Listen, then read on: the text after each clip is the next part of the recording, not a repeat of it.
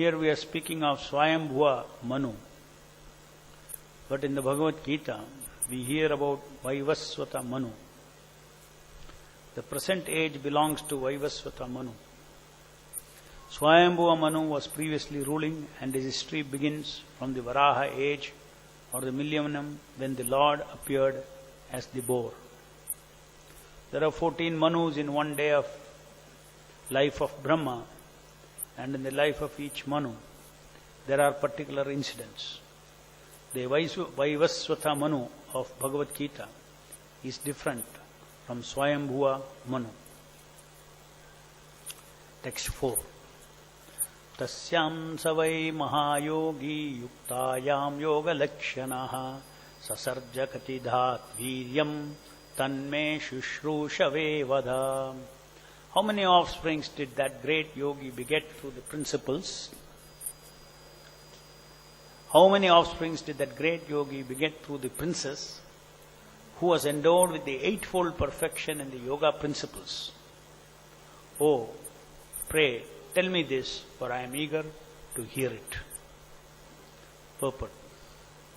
Here Vidura inquired about Kardama Muni and his wife, Devahuti, and about their children.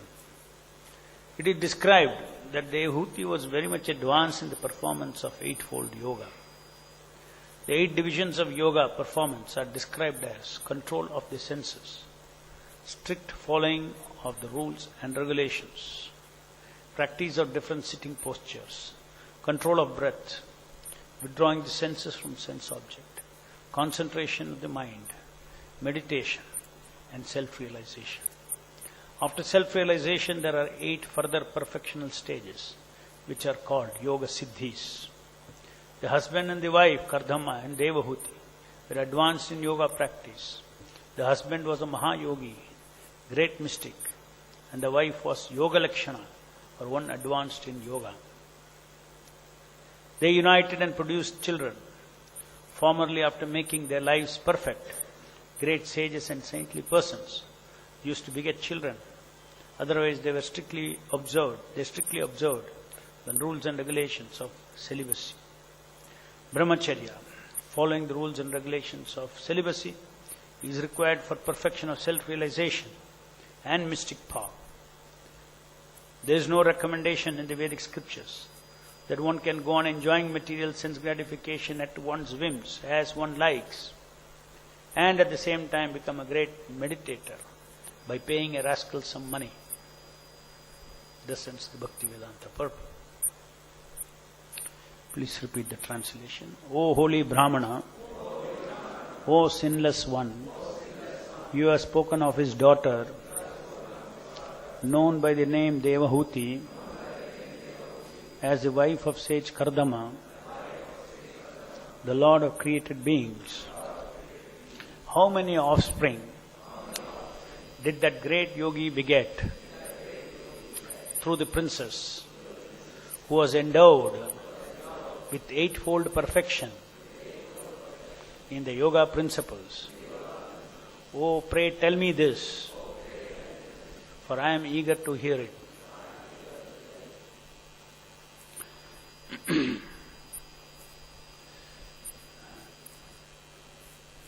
So, Vidura is anxious to hear further about how the Manus, how they ruled this earth, how they created further progeny, etc. Here specifically he is asking to know about Kardama Muni and Devahuti, his wife, how many children they begot and all their different qualities of eightfold perfection of these great personalities, both Kardama Muni and Devahuti, he wanted to hear. So, the reason why Vidura wants to hear all these different activities which are basically happening in the material world in connection with the creation of the Lord. So it may appear mundane, how somebody got beget, who was somebody's wife, how many children they brought forth. These appear to be sometimes to be mundane, but Prabhupada explains elsewhere that the devotees like Vidura are interested because they want to hear eventually the pastimes of the great devotees while narrating this history. They want to hear about the qualities of Devahuti. They want to hear the qualities of Kardama Muni. They wanted to hear the qualities of these Manus, how they executed their duty on behalf of Brahma and the Supreme Lord. So, now specifically it is about Devahuti and Kardama Muni. And it is said that Devahuti was very advanced in performance of eightfold yoga, Ashtanga yoga, the different stages of Ashtanga yoga, or different aspects of Ashtanga yoga that one perfects. He is the control of senses, then following strictly rules and regulations.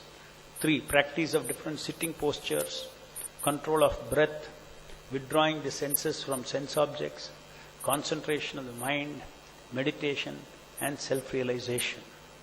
And after self-realization, then there are 8 Mahasiddhis, Ashtasiddhis, that manifest in those personalities. So this Ashtanga Yoga is also referred at many places in Srimad Bhagavatam and all over the Vedic literature. It is not that this was originated by only Patanjali. It is very ancient science. Just like Srimad Bhagavatam is eternal, in this way, this Ashtanga Yoga also. But the goal of Ashtanga Yoga is ultimately to have a darshan of the Supreme Lord, transcendental darshan of the Supreme Lord within one, who is residing within everybody's heart. The Lord is seated within everyone's heart as Paramatma. So the goal of Ashtanga Yoga, goal of controlling the mind, goal of practicing breathing, asanas, meditation, all this, following all the rules and regulations of life, what one should do in life, one should not do in life, the lifestyle, all these things are meant for purifying our mind of all desires, disconnecting the senses from sense objects, getting detached from this material enjoyment, and then making our perception finer and finer, and finally the Lord who is staying in this material world in its finest dimension as Paramatma, the Super Soul. The Lord is in this material world as Paramatma. Paramatma is an expansion of the Lord in this material world. Just like Archa Vigraha is an incarnation of the Lord in this material world. The same way Archa Vigraha is very gross, for our gross senses he is manifest. Paramatma is actually a manifestation of the Lord in his sukshma, most sukshma form, finest form. He is there in our heart. But he is in this material dimension. In other words, it is possible to access the Lord if one's consciousness becomes finer and finer, one's perception becomes finer. And it cannot become finer unless, one rids oneself of passion and ignorance. Passion means sense gratification. Ignorance, then knowledge, then pure knowledge, want to know what the truth is, and then one ultimately sees that the ultimate truth is Vasudevam Sarvamati, Samhatma Sudurlabhaha. One has darshan of the Supreme Lord Paramatma. That is actually the goal of, just like every processes are taken up by different people, part of it is glorified and they apply it and they make different institutions out of it. In the same way, today meditation, some part of this is taken, some small part of it is taken, and then it is propagated and it becomes a big institution or a big movement. Just like you take the breathing alone. But you see that breathing is only one elementary process. Control of breath is only one of the elementary process. Just by controlling the breathing, you cannot see Paramatma. You cannot get detached from this world.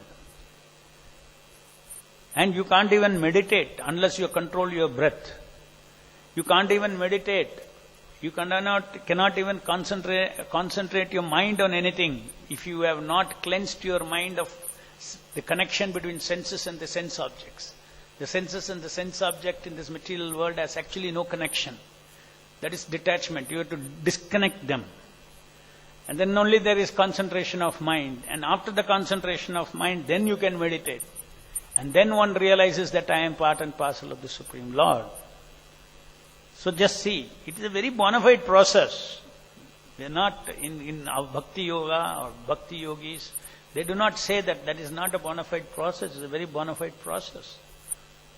But in this age, this process, you can see everybody only practices in bits and pieces. Have you seen any of the yogis or any of the people who talk about Ashtanga Yoga follow all these or make their disciples follow all these very strictly? No. They simply say, as Prabhupada says, they pay some rascal money, they say. Prabhupada says, there is no recommendation in the Vedic scriptures that one can go on enjoying material sense gratification at one's whims as one likes and at the same time become a great meditator by paying a rascal some money. So as long as the people have material desires and material objectives in this material world, gross or subtle, Prabhupada says there is no question of Ashtanga Yoga, advancement in Ashtanga Yoga. It is a very prerequisite. Prerequisite is you have to give up sense gratification. If really somebody is teaching Ashtanga Yoga, then he has to simultaneously preach to them to disconnect senses and sense objects. Material life, meditation is today practiced as a style to enhance material life, to enhance the quality of material life. You will have peace, no doubt you will have material peace. Today if you meditate, you will have little peace because you have controlled your mind of all the different anxieties, you are cut off and you are meditating, you are coming out of your problems. So this is not the purpose of meditation. So in other words, man is so contaminated by self-interest that one comes to yoga also only for what I can get out of it. Not for thinking that where will that, not what I would get out of it. Who am I? Is the person who is saying what I want, is it me? Or is it somebody else? And that is what in Bhakti Yoga we immediately understand that we are servant of Krishna. This is the first lesson that is taught. What all you think you are not that, you are a servant, eternal servant of Krishna. Only by taking up that position, you can become free from the illusion in this material world. So under the instruction of an excellent teacher or a perfect teacher, one can do Ashtanga Yoga, but not in this age. In fact, if at all anybody can do Ashtanga Yoga easily, it is a pure devotee of the Lord. Because he would have satisfied all these things. The most important of these things are all following the rules and regulation, control of senses, and withdrawing the senses from the sense object, concentration on the mind. So all these things are byproducts of bhakti. If one chants Hare Krishna Mahamantra nicely, if one hears and worships the incarnation of the Lord as a sound, then automatically all these things, the benefit of all these things will come. It is not that the devotees are directed to spend their time in making their perception so much sukshma that they can see Paramatma in their heart. That is not the goal of Bhakti Yogis. Goal of Bhakti Yogis is to serve the Lord. But if he wants, he can go into that dimension and see the Lord. The finest material dimension, he can go and see the Lord. But the devotee, he understands the entire scheme of the Lord, and therefore the wish of the Lord that he remains in the finest dimension and not be revealed to everyone is respected by the devotee, including himself. Rather, instead of trying to see Paramatma, the devotee is always seeing how I can hear Paramatma, how I can listen to the Paramatma. Prabhupada explains that the intelligence is the intelligent form, is the form of the Paramatma. The Lord is seated in our heart, that where does everybody's intelligence come? Mata smritir jnanam apohanam cha. That is coming from the Paramatma. So constant recognition that the Lord is sitting within my heart and I can take direction from Him. I have to follow His direction, follow His representatives, Guru and Sadhu, and execute His instruction, become a servant of the Lord. Serving the Lord is more important than seeing the Lord as Paramatma.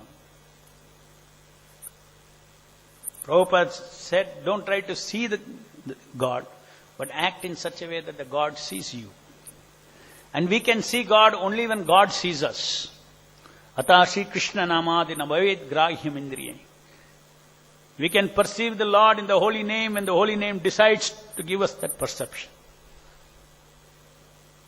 God helps those who help themselves. We should try to perceive it through the process of devotion service. Sevan Mukha, Hu Jihvado, starting with the tongue, chanting the Hare Krishna Mahamantra, non-stop. If somebody can non-stop chant Hare Krishna Mahamantra, without any other objectives in mind, except associating with the Hare Krishna Mahamantra, then one can definitely experience the transcendental world beyond. Paramatma is an expansion, is a localized expansion, means the Paramatma is an expansion of the Lord in this material world in fine dimension. But the Lord is in a transcendental dimension. When entire material world is, when entire material universe is withdrawn creation, the Leela form of Paramatma also goes inside, into Mahavishnu. Shirodaksha Vishnu, Garbhodaksha Vishnu. But the Lord, His transcendental form is in Vaikuntha Loka, His transcendental Leelas. Of course, the only Lord's form in this material world is transcendental. Only Lord can be in this material dimension, yet be transcendental in His original form. Everybody else has to take a body of three modes of material nature to remain in this material world or to manifest in this material world. Lord is all-pervading. He can manifest in material dimension, in spiritual dimension, everywhere. Because for everything, for Him is spirit. And everything is coming from Him. For Him, everything is Him. Everything is His part and parcel. So there is no limitation for the Lord. So, in Bhakti Yoga, we are taught that to serve Narayana, to serve Bhagavan aspect. Bhagavan aspect is the aspect of the Lord in as Narayana, aspect of the Lord as Krishna, and Paramatma is the localized. And of all the Bhagavans, Krishnastu Bhagavan Swayam, Krishna is the original Supreme Personality of Godhead. So that is the goal of Bhagavad Dharma. So it is only those who understand the knowledge of Bhagavatam, they can place all these things properly, Vashtis, Ashtanga Yoga and everything, nothing to get bewildered. It is not that we see anything disconnected. We are not that we are against meditation. Meditation is one of the processes. But this is not for this age. It's all cheating. Everywhere it goes on cheating. Meditation is not meant to support your material life and desires. Meditation is meant for self-realization. And what one achieves by meditation, or what one can achieve like the Mahayogi, Kardama Muni, what one can achieve, that is not easy. How many thousands and thousands of years, 10,000 years they meditate.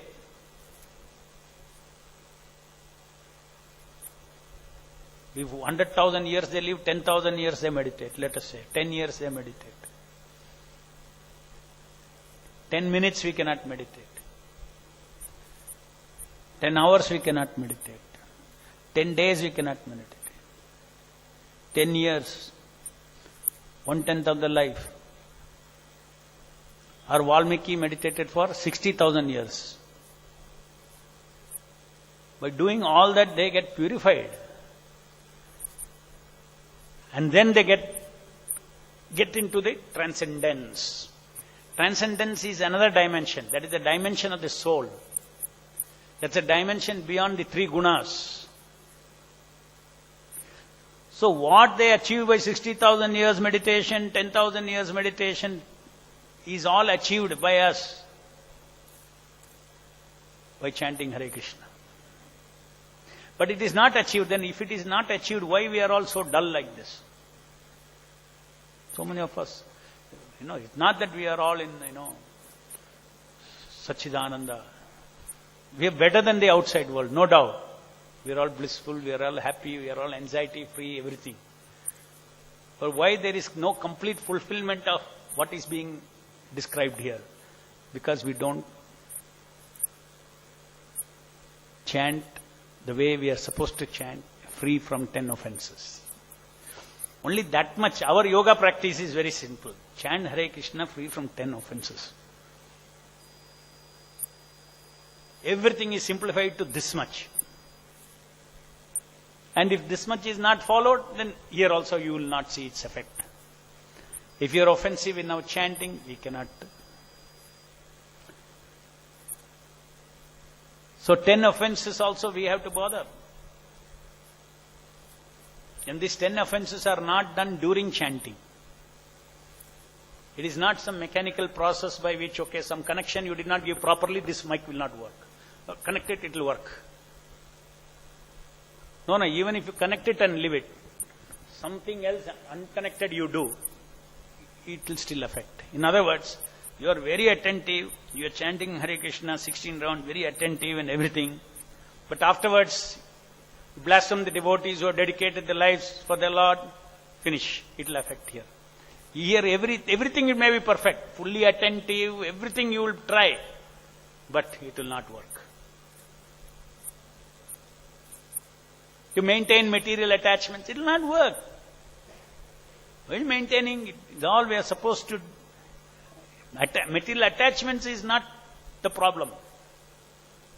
The 10th offense is to maintain material attachments.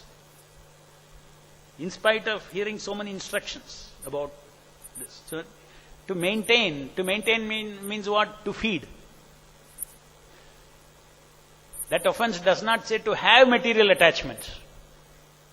You can chant purely even if you have material attachments. Because everybody has material attachment. And only by chanting the material attachment will go. So how to deal with the material attachment is not to maintain them, not to feed them, but to go on decreasing them.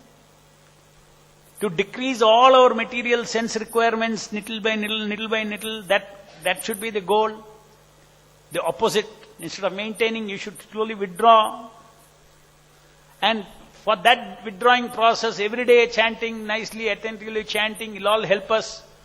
So everything gets accelerated. It is not like a linear process. Unless you do this, you don't get this. It's not like that. You do this nittle, you get nittle of this. Then you get nittle of this, with the power of this, you do nittle more, like that. One feeds on the other. Good chanting feeds on decreasing the 10 offenses. 10 offenses, when you decrease, it feeds on to help you good chanting. Again, the good chanting again will help you reduce the 10 offenses. And this way the cycle goes on, and then our nama aparadha will go away.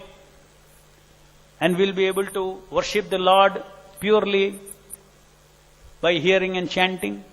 And then we go into transcendence, what pure devotees, what yogis achieved in other yugas.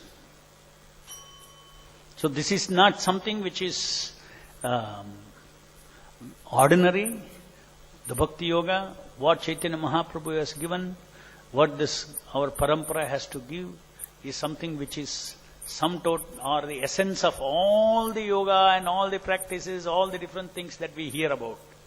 In fact, you cannot say it is the essence of all that, because all that you see today is not even proper yoga, not even proper Ashtanga yoga.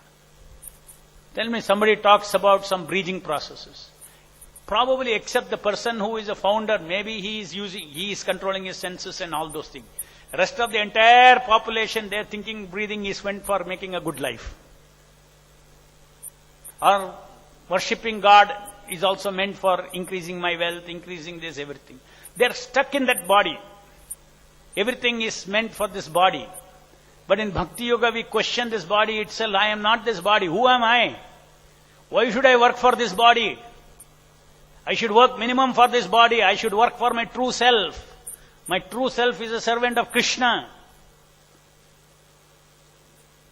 I am not this material body. So at the root, treatment is going on. And that root treatment is freedom from false ego. False ego means we have a haunted life, haunted personal life. We are all having personal life. We are all persons and we are having personal life. We are all fully haunted. Haunted means what? Somebody else. At the root it is somebody else. It's not you. I am this body, the personality or the identity that I am this body is not me. But I am living for this body. I am living for this social ego of this body. I am living for the defense of this body, protecting this body, everything. So what a radical difference it makes all the other processes of yoga and bhakti yoga, which is meant for eradicating our false ego and coming to the platform that I am the servant of Krishna.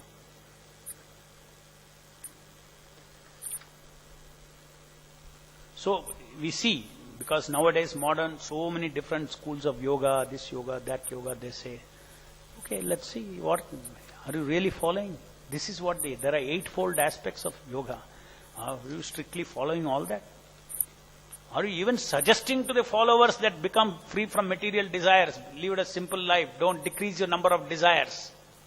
No. Nobody is suggesting. Rather today even yoga is used by people that you perform yoga and then, all your desires will become fulfilled. That is again a perverted or a premature propagation of yoga siddhi. One of the Ashta yoga siddhis is what? Whatever you desire, you get. Provided you sit, for 10,000 years. You sit for 10,000 years. Now you don't even live 10,000 years.